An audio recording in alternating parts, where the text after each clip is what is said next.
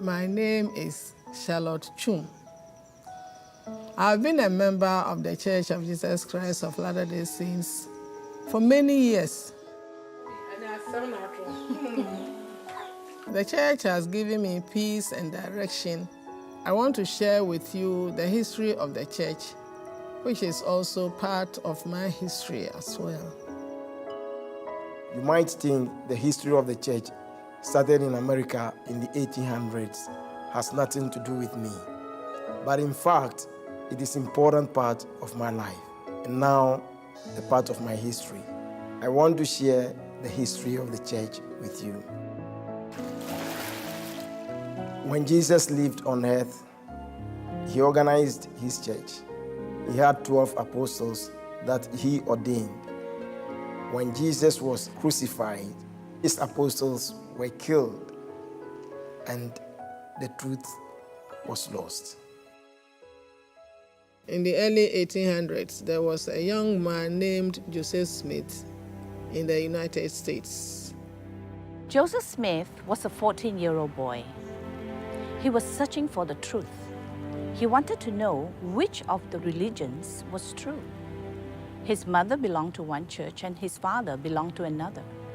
One day he was reading the scriptures and he came across this verse in James chapter 1 verse 5, which says, "If anyone lacks wisdom, let him ask of God."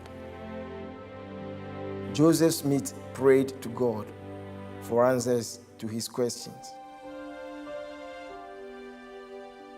And the heavens were opened before him. Heavenly Father and his son Jesus Christ appeared to the boy Joseph Smith.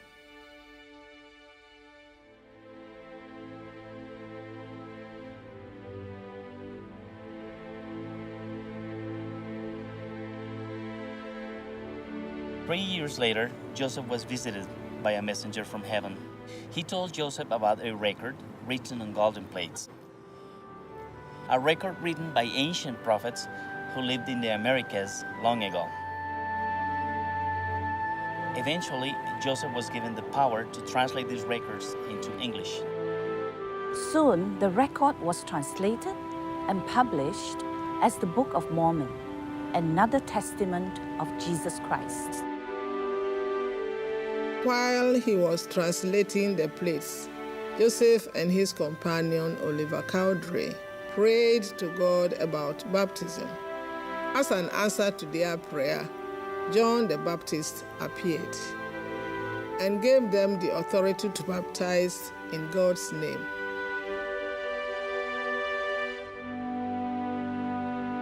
The Church of Jesus Christ was re-established in 1830 through the prophet Joseph Smith.